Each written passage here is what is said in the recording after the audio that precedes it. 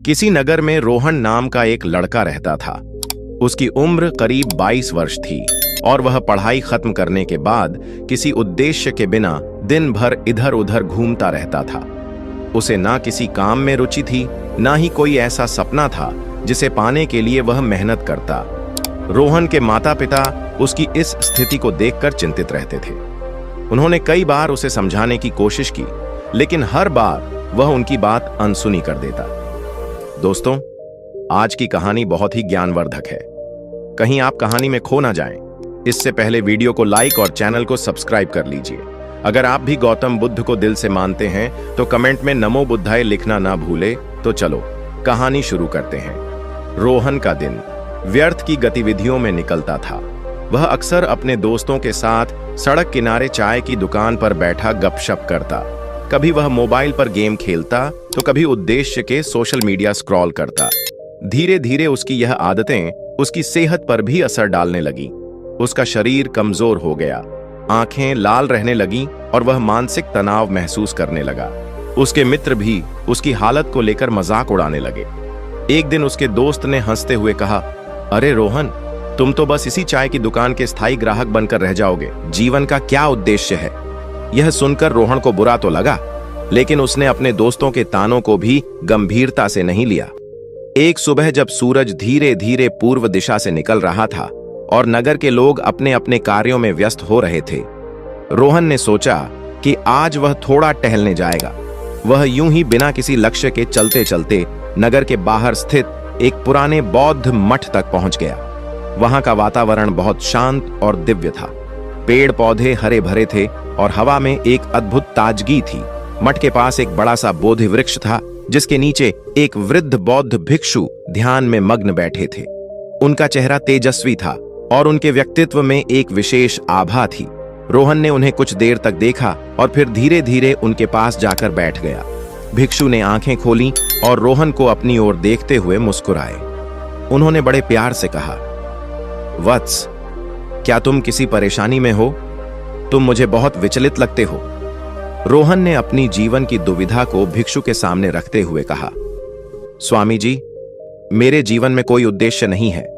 मैं हमेशा खाली बैठा रहता हूं और मुझे समझ में नहीं आता कि मैं क्या करूं। मेरे पास ना तो कोई सपना है और ना ही किसी चीज के लिए प्रेरणा। भिक्षु ने कुछ देर तक रोहन को ध्यान से देखा और फिर गहरी आवाज में बोले, खाली बैठना सबसे बड़ा अभिशाप है। तुम्हारा मन और शरीर दोनों ईश्वर की दी हुई अमूल्य देन है। यदि तुम इन्हें व्यर्थ में बर्बाद करोगे तो यह जीवन भी बर्बाद हो जाएगा। मैं तुम्हें सफलता के 10 नियम बताता हूं। यदि तुम इन्हें अपनाओगे तो तुम्हारा जीवन बदल सकता है। रोहन ने श्रद्धा से सिर झुकाया और भिक्षु की बातों को ध्यान से सुनने के लिए तैयार हो गया। नंबर पट 1, सपनों को लक्ष्य में बदलो। भिक्षु ने कहा, हर व्यक्ति के मन में कोई सपना होता है, परंतु केवल सपने देखना ही पर्याप्त नहीं है।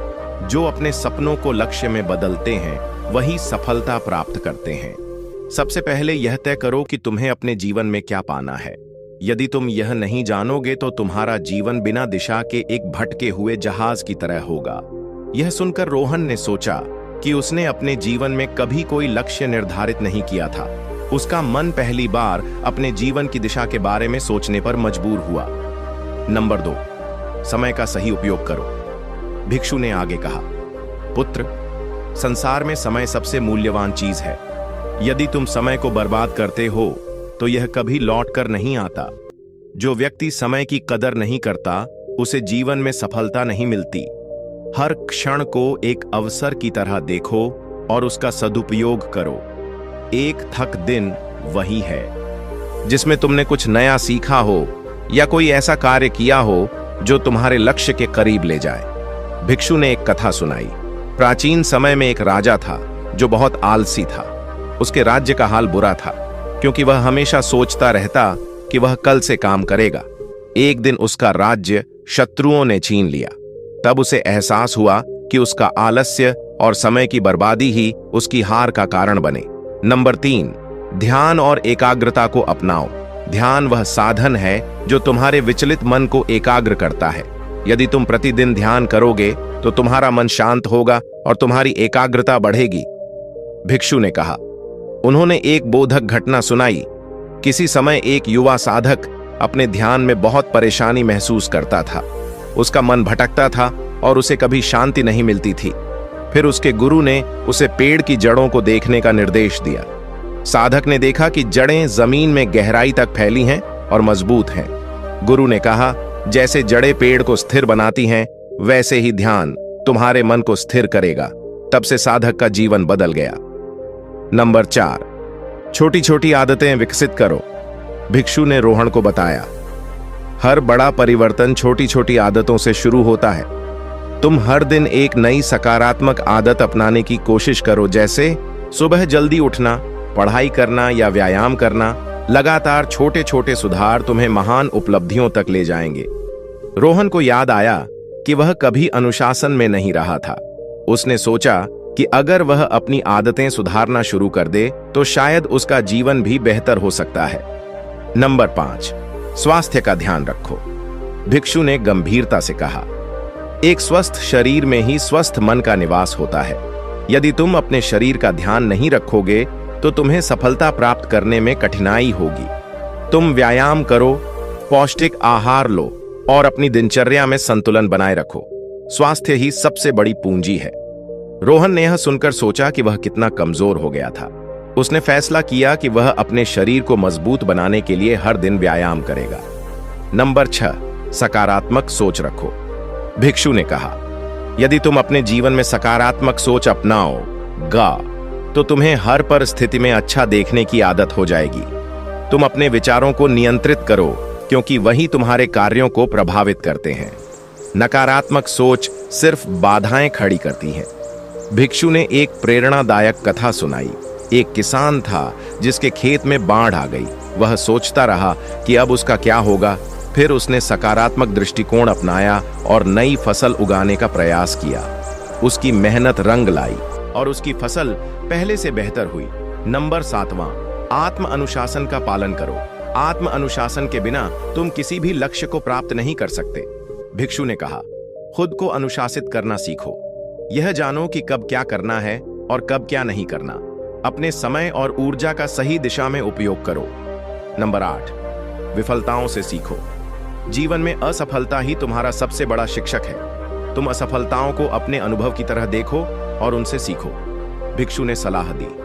नंबर 9, हर दिन कुछ नया सीखो। भिक्षु ने कहा, ज्ञान अर्जित करने से तुम अपने जीवन में नई ऊंचाइयां पा सकते हो। हर दिन कुछ नया सीखने की आदत डालो, चाहे वह किताबें पढ़कर हो, किसी विशेषज्ञ से सलाह लेकर या अपने अनुभवों से सीखने की प्रक्रिया कभी समाप्त नहीं होती। नंबर 10, कभी हार मत मानो। एक बार एक मूर्तिकार ने एक सुंदर मूर्ति बनाने की कोशिश की, पर बार बार उसकी मूर्ति टूट जाती। उसने हार नहीं मानी और हर बार अपनी गलती से सीखता रहा। आखिरकार उसने एक उत्कृष्ट मूर्ति तैयार की जिसने उसे प्रसिद्ध बना दिया। तो दोस्तों, उम्मीद करता हूं आपको यह कहानी पसंद आई होगी ऐसी। और कहानी वीडियो पाने के लिए हमारे PS जिंदगी विंदगी चैनल को सब्सक्राइब करें और वीडियो को लाइक करें। मिलते हैं फिर किसी ऐसी और कहानी वीडियो के साथ। अपना ख्याल रखें। कमेंट में नमो बुद्धाय लिखना ना भूलें।